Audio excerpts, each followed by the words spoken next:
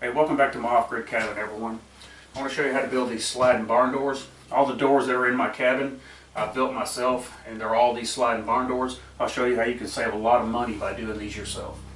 And you can buy the hardware at any of these local hardware stores like Lowe's and Home Depot and whatnot. But if you do this, like I tell you, you will save a lot of money.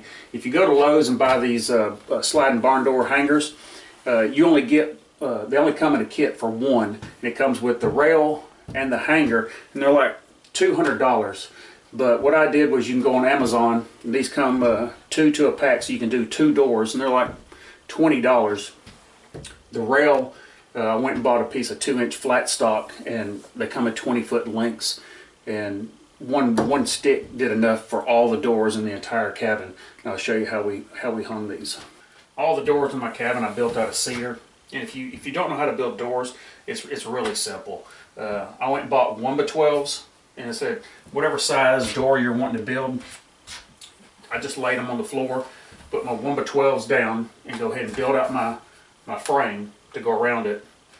And as I was building my doors, I just kind of figured out what I wanted as it went along. I went ahead and I ripped down these cedar strips because I wanted a door that had more dimension to it and more of a 3D effect instead of just your normal flat doors. You want to make sure the back side of your door is always flat, so it rolls real well, doesn't rub on the wall. These doors are easy to hang and take off. You just lift up and set them off. And I'll show you how we put the hardware on here. When I built these doors, these are all, like I said, 1x12s. I left the back side of the door in the rough because I just only wanted one side finished out. I wanted that rustic look. When you buy your kits, pay attention to how long your bolts are that go through. And like I said, when I built these doors, I did this out of 1x12, so always pay attention to your thickness on your door, so whenever you bolt it through, you don't want to have your bolts sticking out real far.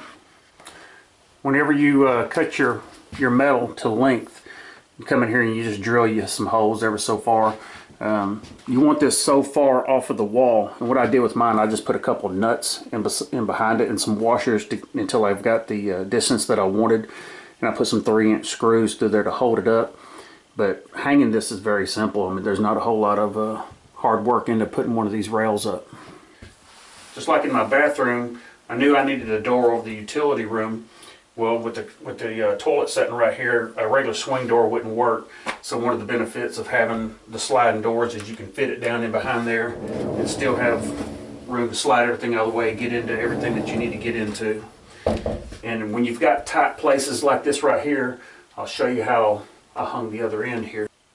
So as you can tell on the rail up here, I went ahead and mounted this the same way I did the other ones.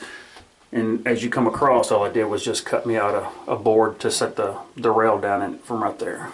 Like I said, once you get your hardware mounted on your doors and you've got your slide rail up to hang them, it's nothing more than just setting the rollers up on them and you're good to go. All I did on mine, I put a screw up here at the top for a stopper, and the same with the other end for where it was going to roll and stop. So that's all I did to put the stoppers on mine.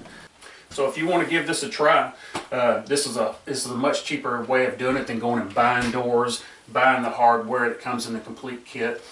Building the doors is simple, and hanging these is really easy. So if you want to give this a try, I highly recommend doing this so you save a whole lot of money. I appreciate y'all watching. You have a blessed day.